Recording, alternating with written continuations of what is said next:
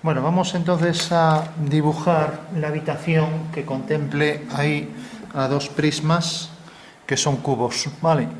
Entonces lo primero hacemos la habitación, marcamos la posición del horizonte, una línea horizontal a la altura que queramos. Por ejemplo, podría estar más o menos a 2/3 del papel.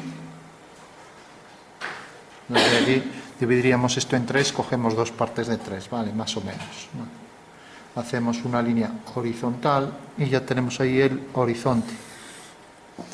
Y ahora tenemos la habitación en posición frontal, o sea que aquí aparece una forma rectangular. Eso quiere decir que bastará con hacer ahí dos líneas paralelas, horizontal y vertical. La voy a colocar, por ejemplo, aquí. Entonces hago la horizontal y aquí otra horizontal, ¿vale? Con lo cual ya tengo el tabique frontal de la habitación, ¿vale? Bueno, por último es una forma rectangular. Entonces marco la posición para ajustarme un poco a lo que tengo ahí, ¿no? Pues por ejemplo aquí hago una línea vertical y aquí otra línea vertical, ¿vale? Por último tengo las líneas de la habitación de los laterales, pues basta con que coja un punto de fuga donde quiera. Por ejemplo, lo voy a marcar aquí, voy a coger aquí y voy a marcar también la posición de esta vertical. Aquí va a estar la posición del punto principal, ¿vale? Bueno, pues alineo ese punto con esta esquina de la pared y la habitación vendrá por aquí, ¿vale? Ahora alineo ese punto con este, la habitación vendrá por aquí. Y lo mismo con las otras dos líneas, ¿vale? Esta línea de la pared y por último esta otra.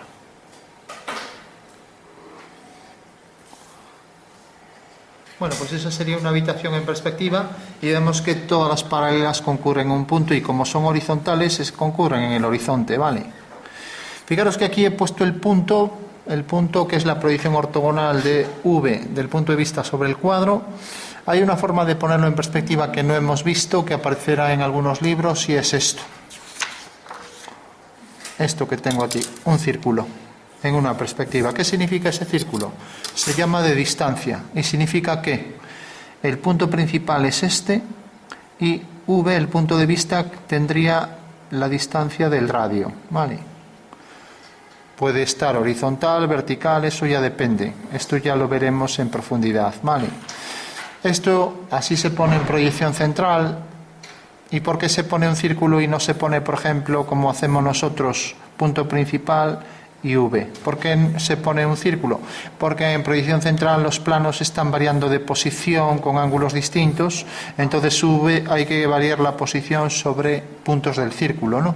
Pero bueno, eso ya lo veremos. Bueno, tenemos el punto principal y lo que necesito entonces es pues esa circunferencia. Necesito saber qué distancia tiene el punto de vista, ¿vale? Entonces voy a hacer, por ejemplo, que el punto de vista tenga esta distancia. Lo voy a colocar aquí, esta distancia, ¿vale? Bueno, pues ya está. Si tengo la localización de P de V, podría incluso marcar la posición de la línea de tierra y ya está todo perfectamente definido, ¿de acuerdo? Voy a colocar la línea de tierra aquí, una horizontal. Recordamos que la línea de tierra siempre es paralela a la línea del horizonte, ¿vale? Tenemos ya entonces que PV define, si giro esto, si hago un giro de 90 grados, con esta medida tengo la posición exacta del punto de vista, ¿vale? Bueno, por último, decíamos que iba a haber aquí un cubo frontal, entonces al ser frontal tiene una cara que aparece tal cual, ¿no? Que aparece aquí. Voy a colocarlo, por ejemplo, como este lo voy a colocar aquí, pues voy a colocar este otro, por ejemplo, aquí, alineado con... Voy a aprovecharme ya de la línea de tierra, ¿vale? Aquí lo que pasa... Bueno, casi lo voy a colocar de este lado para que no me interfiera aquí. Y pues si lo pongo muy cerca de aquí, como queda cerca de la zona de luz, casi se proyecta, pues se va a proyectar justo al lado, ¿no? Entonces así, digamos que Voy a colocarlo aquí cerca de la pared para que proyecte sombras sobre la pared, ¿vale? Bueno, tenemos aquí un cuadrado, ¿vale? Bueno, sabemos que como tiene una cara frontal, está en perspectiva frontal. Podemos quitar ya esta línea ya que solapa ese detalle.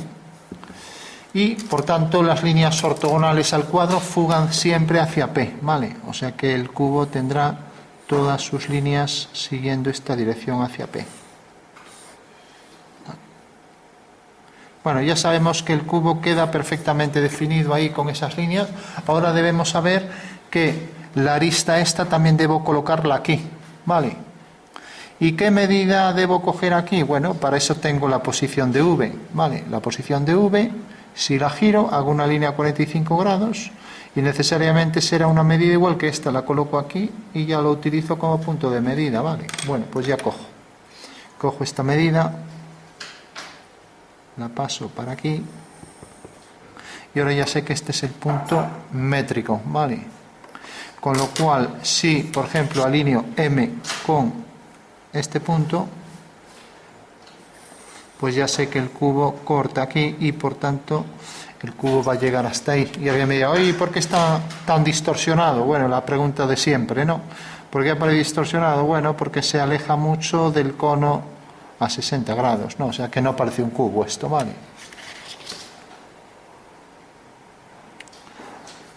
Una solución para que no salga distorsionado, alejar el punto de vista.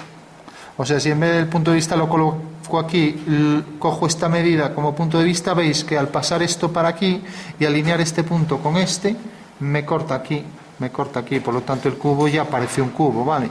O sea que la clave sería poner la distancia PV grande, para que no salga distorsionado, ¿vale? Pero bueno, no nos importa que salga distorsionado, ya sabemos que la perspectiva juega con efectos de distorsión, ¿no? Esos efectos de anamorfosis que se llaman, ¿vale? Bueno, tenemos ahí el cubo, tenemos la posición del punto de vista abatido hacia aquí, también el punto métrico, que define ahí la línea 45 grados por V, y vamos a colocar otro prisma. Queremos que el prisma sea también un cubo, ¿vale? Entonces voy a hacer, por ejemplo, que tenga esta orientación. Como el punto de vista cae hacia aquí, lo puedo pasar también hacia arriba. Lo que podría hacer, esto es el círculo de distancia del que hablábamos antes, ¿no? Vale, y vemos que el punto de vista abatido hacia arriba queda aquí, ¿de acuerdo? Bueno, pues voy a hacer que, por ejemplo, la orientación imaginamos aquí, esto girado a 90 grados, la orientación del cubo viene dado por estas dos líneas, ¿no? Vamos a ponerlo así, por ejemplo. Si lo pongo aquí, cae aquí, bueno, está bien así. Fijaros, la orientación del cubo, las líneas del cubo visto desde arriba van a seguir esta dirección, ¿de acuerdo? Simplemente pasé el punto de vista hacia arriba y ahora he hecho a partir de este punto dos líneas perpendiculares en ese punto, o sea, dos líneas que forman 90 grados, sin más, ¿vale? No, es que ahora voy a hacer un cubo que está en posición oblicua. Entonces, como está en posición oblicua, fíjate, el punto de vista está aquí, ¿no? Entonces, si hago la dirección de las dos líneas del cubo, va a ser estas dos, ¿no? Por eso lo abato hacia aquí. Vale. Bueno, entonces, prolongo esta línea. Vale, pues ya sé que una fuga del cubo queda aquí y la otra fuga queda aquí. O sea, esto visto en el espacio, para que se entienda en el espacio en 3D, pues es esto. Si nos fijamos en este doblaje de papel, ¿qué significa que este es el punto de vista, la posición real, si hago esto, ¿no? ¿Qué significa que yo haga estas dos direcciones? Pues significa que dentro del cuadro, o sea, el cuadro queda por aquí detrás, habría que doblar esto, o sea, ahí detrás, ahí estaría el cuadro, ¿no? Pues aquí va a haber un cubo que tiene estas dos direcciones, sus aristas, ¿vale? Por eso hago las dos paralelas, obteniendo las fugas. Lo que hacíamos siempre en planta, ¿no? Las dos, os fijáis, era esta línea que venía por aquí. ¿Os acordáis que hacíamos esto siempre? hacíamos las paralelas y obteníamos las fugas, ¿no? Claro, pues ahora lo estoy haciendo aquí hacia arriba, sin más, ¿vale? Bueno, por último, voy a colocar, por ejemplo, el cubo más o menos como está ahí, pues por ejemplo voy a colocar una esquina aquí, ¿vale? Eso quiere decir que las líneas del cubo vendrán por aquí, por ahí viene una y la otra viene por aquí. Sé que en el espacio, gracias a esto, estas dos líneas forman 90 grados, ¿vale? Pero ahora quiero que sea un cubo, ¿vale? Y para eso tiene que tener todas las aristas iguales. Bueno, pues podía hacerlo por puntos de medida. Entonces cojo esta medida, no me dé el compás, bueno. Entonces paso la medida con esto, a ver, 13,9 parece, bueno, casi 14. Entonces pasaría con el compás 14, o sea que hago este arco haciendo centro en el punto de fuga, ¿vale? Y hago el otro arco y tengo el otro punto de medida. Bueno, ¿os acordáis que este punto de medida, esto es F1, M1, en realidad mide esto? Entonces voy a hacer, alineo M1 con este punto y ahora voy a hacer que el cubo, como quiero que llegue hasta aquí más o menos, pues tenga esta arista, una arista igual que esta, hasta aquí, ¿vale? O sea que esta va a ser la arista del cubo, ¿vale? Desde aquí hasta aquí, ¿de acuerdo? Recordamos que esa medida es la que se pone en la línea de tierra, siempre, por el sistema de puntos de medida. Entonces ahora al alinear este punto con M, tengo que en el espacio el cubo llegue hasta aquí, ¿vale? Si hacíamos lo mismo con el otro punto métrico, puse aquí, este es el métrico de la otra perspectiva, ¿no? De la perspectiva frontal. Entonces lo que hago es alinear este otro métrico, voy a llamar M, esto es M1, este M2 y este M3, ¿vale? Y esto fuga 2, ¿vale? Entonces alineo M2 con este punto, cojo la misma longitud, la coloco aquí y ahora alineo con M2 otra vez. Bueno, pues sé que esta medida es en realidad también la otra arista del cubo, ¿vale? Con lo cual ya puedo fugar. Bueno, pues esa sería una forma de calcularlo, hay muchas. Esto sería por puntos de medida y ya solo me queda poner la altura del cubo, ¿vale? Entonces voy a considerar esta línea o esta o cualquiera. Ya que tengo esta línea y su trazo, voy a coger esta misma. Voy a coger la altura del cubo y la voy a poner aquí. Con lo cual hago ahí una línea vertical y ya tengo ahí la medida del cubo. Fugo hacia M2 y corta la vertical en este punto. Bueno, pues esa sería la forma de calcular las longitudes reales de las aristas del cubo. Traigo por aquí la línea F2, ahora por aquí la vertical, fugo hacia F1,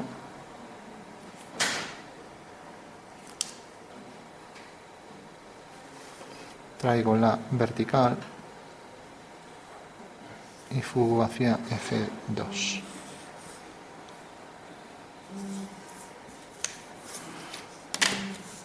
Bueno, ahora ya, como decía, sé que eso es un cubo que está apoyado ahí en esa cara. Fijaros que los puntos de medida, al hacer este punto, podía tomarlos todos aquí. Yo la ventaja de esta perspectiva es que no trabajo con las figuras en planta, no me ocupa espacio y bueno. Entonces ya tengo ahí los dos cubos, este muy distorsionado porque se aleja del punto principal bastante, este ya está más cerca y por tanto ya no sale tan distorsionado, sin embargo se ve algo largo, ¿no? Por lo que decíamos antes. Bueno, tenemos ya dos cubos, podemos hacerlo de muchas maneras. Normalmente nosotros, ya sabéis, lo hacíamos siempre, lo que pasa que eso nos quitaba espacio, colocábamos el cubo en planta, el otro cubo en planta, hacíamos paralelas, teníamos las fugas, hacíamos las trazas, subíamos las trazas, subíamos la fuga y ahí teníamos ya, y lo mismo aquí para estas dos trazas, ahí teníamos la perspectiva de la figura, ¿no? ¿Qué pasa? Esto es lo mismo, pero esta figura la coloco aquí arriba, nada más, ¿vale?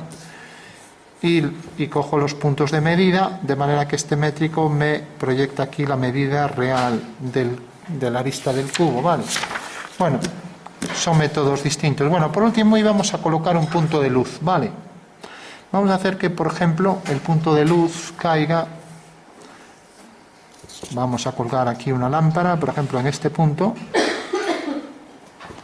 En este punto colgamos una lámpara, vamos a ver, para que no salga muy lejos. Si la coloco aquí, quería que esto se proyectara sobre la pared, ¿no?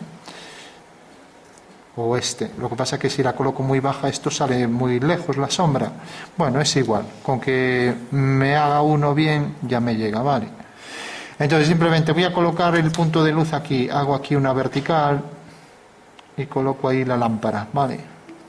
Voy a colocarla aquí, voy a simular como si fuera un foco ahí, o sea que este sería mi foco y el punto de luz es este, ¿vale? Luz. Bueno, pues vamos a calcular las sombras desde ese punto. Bueno, ¿qué necesitaba primero? Saber el punto dónde tiene su proyección en el suelo, ¿vale? ¿Cómo lo hacíamos? Pues puedo hacer, por ejemplo, una línea que va a P. Aquí corta en este punto, levanto una vertical por este punto, corta aquí su proyección, ese muro tiene esa proyección, entonces uno con este punto, y al bajar la vertical, pues ya sé que esta vertical corta aquí abajo. Por lo tanto, esta es la proyección del punto de luz, ¿vale? Bueno, pues esa era la forma de calcular la posición de la proyección del punto de luz sobre el suelo. Bueno, por último, veo que esto no me proyecta sombras sobre la pared y quería en la pared. Bueno, pues lo que puedo hacer es acercar esta pared, eso no tengo problema, lo puedo acercar lo que quiera. Voy a hacer que, por ejemplo, venga hasta aquí. Entonces la pared va a venir por aquí. Total, eso no va a interferir en lo que tengo del dibujo. La traigo también hacia aquí. Corta aquí y por tanto ahora fuga hacia P, bueno, viene por aquí, o sea que por ahí viene la nueva pared, ¿vale? Voy a remarcarla bien para que se vea bien por dónde van los elementos.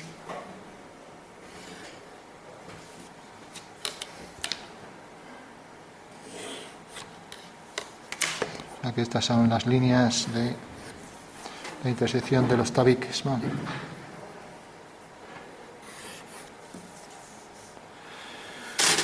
Bueno, por último iba a calcular la sombra que producía este prisma o este cubo sobre este tabique. Vamos a quitar esto para no llenar todo de líneas. Bueno, tenemos entonces ya las paredes. Vamos a remarcar esta línea más para que se vea bien. Bueno, pues lo único que había que hacer, ya vi por ahí algunos cálculos que estaban bien. Entonces alineo este punto con este y alineo este punto con el de luz, o sea que eso es lo único que hay que hacer siempre, ¿vale? O sea que la sombra de este punto será este, ¿no? La sombra ahora de esta línea, pues vamos a ver lo que sale. Como va a ser una paralela, entonces hago la sombra de ese punto, alineo este punto con este, ¿no? Y ahora alineo este punto con este. Y fijaros que si no hubiera tabique cortaría aquí. Y como esta línea proyecta su sombra paralela, pues necesariamente una paralela irá a la misma fuga, ¿vale? O sea que esa sería la sombra del cubo si realmente no hubiera una pared. Bueno, por último, la sombra de esta línea pues era una paralela por este punto, ¿no? Pero bueno, podríamos calcular también la línea de atrás, ¿no? Entonces alineamos este punto con este. y alineamos este punto con el de luz, con lo cual tenemos que este punto y este punto irán a la misma fuga. O sea que esto sería, fijaros que la sombra de un cuadrado que está a cierta altura provoca también un cuadrado, pues al hacer aquí desde un punto de luz provocará otro cuadrado, ¿no? Con lo cual habrá que unir las líneas de los bordes, ¿no? O sea que un cuadrado, ¿y por qué?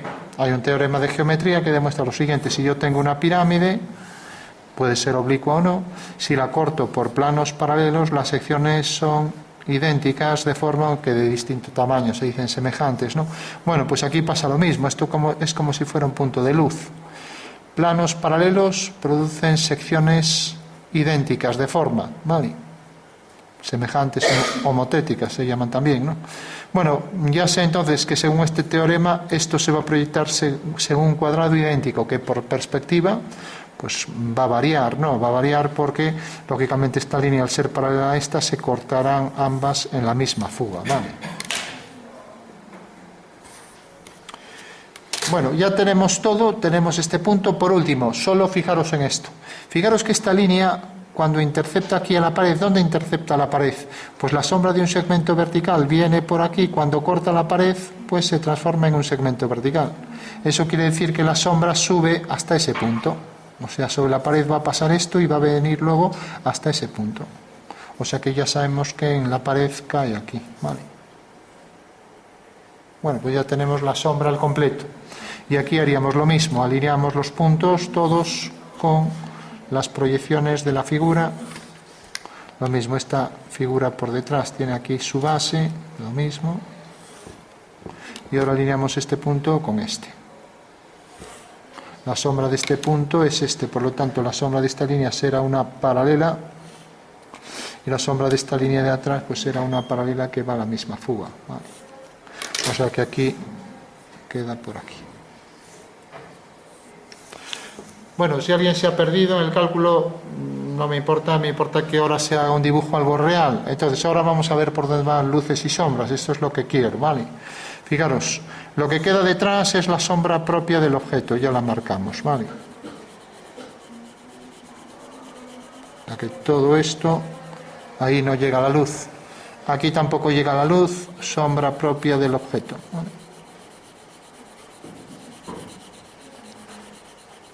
¿Cómo se llamaba la sombra que proyectaba sobre el suelo?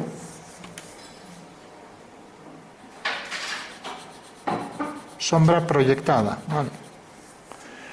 Entonces marcamos la sombra proyectada, todo por aquí también.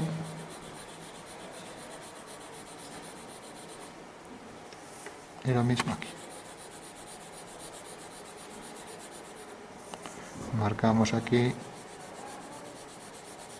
Bueno, ya tenemos las sombras propias y las sombras que arrojan los objetos, ¿vale? Bueno, por último, habría que ver también dónde hay más luz. Entonces, ¿qué es más ortogonal? ¿Esta cara a los rayos de luz que salen del foco o esta cara? ¿Cuál es más ortogonal? ¿Cuál tendrá más sombra? O sea, ¿cuál será más oscura? ¿Esta, o sea, la vertical o la horizontal? ¿Cuál tendrá más sombra? La vertical, ¿por? Porque la horizontal está arriba de la luz. Porque la horizontal, Le está dando desde arriba la luz. claro, la horizontal no le da como aquí, que es casi tangencial los rayos de luz, ¿no? Entonces la cara superior va a tener más luz, o sea que aquí ya podríamos decir que aquí va a haber luz, más que aquí. Pero la zona de sombra realmente va a ser esta, ¿vale? De gran intensidad porque proyecta ahí la sombra, ahí no llega la luz, ¿vale? Y aquí ya no parece tan claro cuál tendría más luz, esta o esta.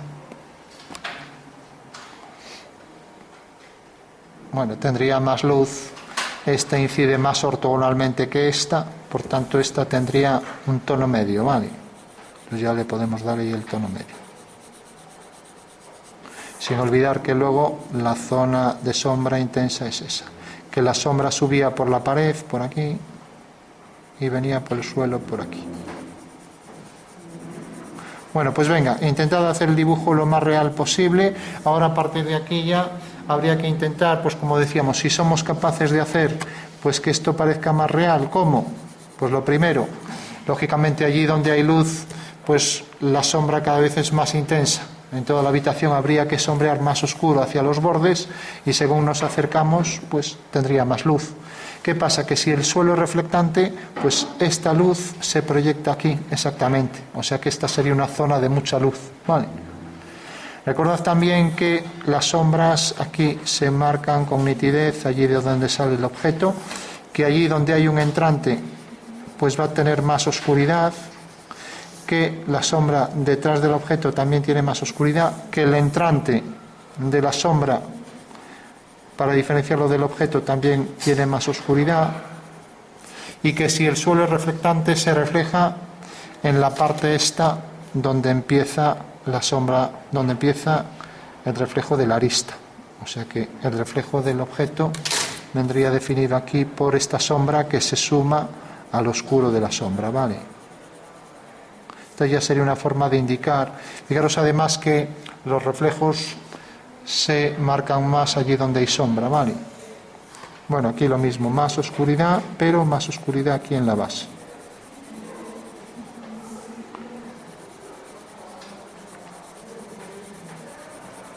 Bueno, pues venga, le dais ahí con el difumino, haced lo más real que podáis. Entonces, el difumino nos permite un poco hacer homogéneo los tonos.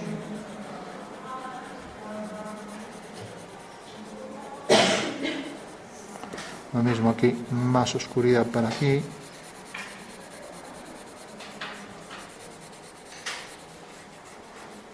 Y para aquí.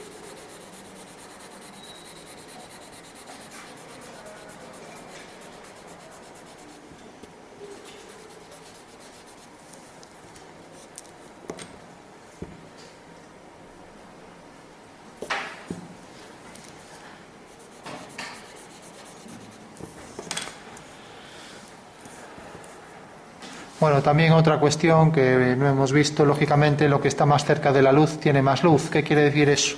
Que aquí decíamos que poníamos el tono medio porque era, los rayos aparecían casi tangencialmente y aquí también, pero en los objetos, si os fijáis, ¿dónde habrá más luz? ¿En el lado este o en este? ¿A la derecha o a la izquierda? A la derecha, ¿no? ¿Por qué? Porque está más cerca de la luz, o sea que podríamos hacer un degradado también hacia adentro, ¿no?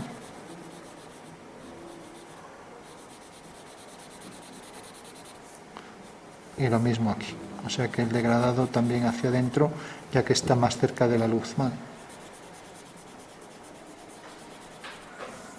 Y luego lo que decíamos, sombrear todo por aquí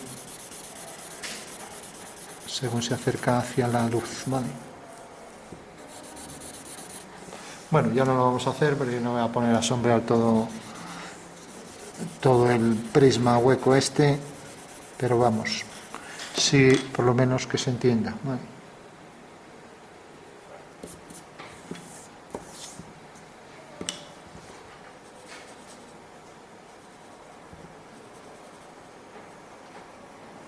Fijaros que si calculáramos el reflejo este en el cubo, pues esta forma se reflejaría aquí adentro, ¿no?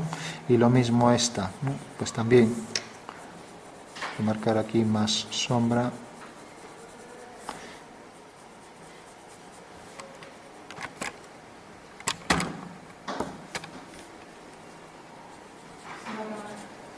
Vale.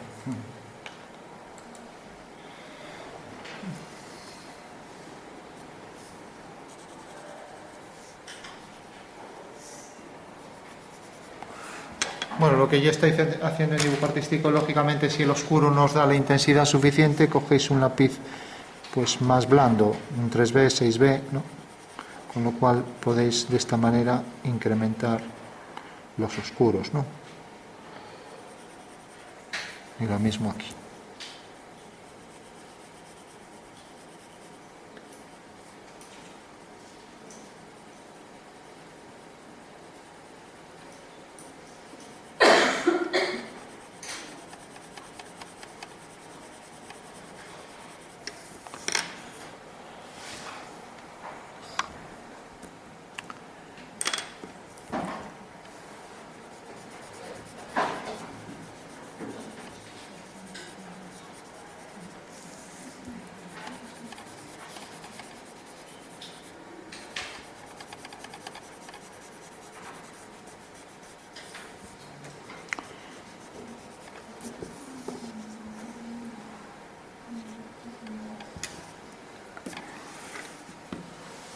Bueno, por último también, como no se distingue mucho las líneas del objeto, siempre podemos remarcar pues con un bolígrafo, ¿no? Es la forma de que se note más, ya si no perdemos la forma. Entonces podríamos remarcar aquí las líneas del cubo, las líneas de la habitación, etcétera, ¿no? El reflejo del cubo que decíamos sobre el suelo, la línea esta que define ahí la separación entre las dos caras, esa arista, ¿no? Y aquí pues dar más oscuridad, por ejemplo.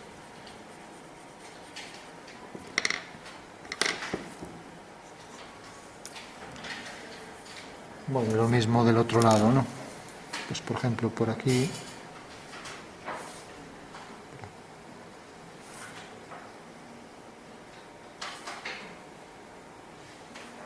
Y aquí también la definición de la sombra, ahí con más nitidez, ahí de donde sale y más intensidad, ¿no?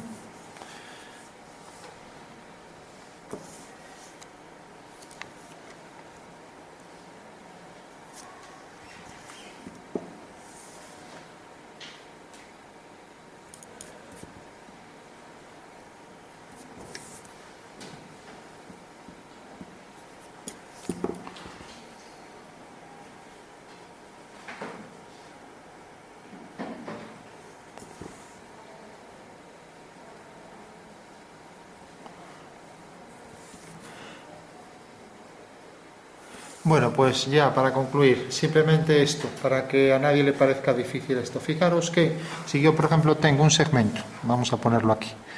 El segmento está colocado aquí. Está apoyado en el suelo y tiene aquí arriba esta esfera, por ejemplo, ¿no?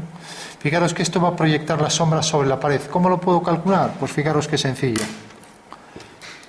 Sabemos que para calcular la sombra de este punto tiene su proyección en el suelo aquí. Bueno, esto está un poco torcido. Sí. Bueno, fijaros, esto quiero hacerlo mejor vertical. Yo os digo, este segmento que está aquí, vertical, ¿vale? Entonces coloco aquí la esfera. Digo, quiero calcular la sombra de esto y lógicamente se va a proyectar sobre la pared, ¿no? Entonces, fijaros, este punto tiene su proyección en el suelo aquí, ¿no? Entonces alineo ese punto con la proyección del punto de luz y ahora alineo el punto este con el de luz y sé que realmente el segmento vendría por aquí. Esto proyecto, la sombra de la esfera será esta elipse. Bueno, necesariamente esa es la sombra si no hubiera pared, ¿no? ¿Lo entendéis, no? Fijaros que esto es un plano vertical que pasa por esta línea y pasa por esta línea. Como corta otro plano vertical, la corta según una línea vertical, ¿vale? Eso quiere decir que esta sombra se proyectará aquí sobre la pared, ¿vale? Esa será la sombra. Es tan sencillo como esto, o sea, plano vertical corta otro plano vertical según línea vertical. O sea que la sombra de este segmento vendrá por aquí, llegará hasta aquí y tendremos que será esto. O sea que de aquí marcaríamos con más fuerza hasta llegar ahí a la pared, ¿vale? Obteniendo ahí esa sombra. Bueno, pues ese es el método, no hicimos más que eso. Es lo que hicimos con todos los puntos, ¿no? Con lo cual de esa manera pudimos calcular todas las sombras de todos los elementos. Y luego decíamos, si el suelo era reflectante, pues esta zona de oscuridad se proyectaba aquí abajo. Vale. Entonces marcamos aquí más oscuridad y eso se tenía que proyectar aquí abajo. Porque es lo que aparece ahí en el suelo, ¿no? Lo mismo aquí. Esto también se proyectaría con más intensidad todo por aquí.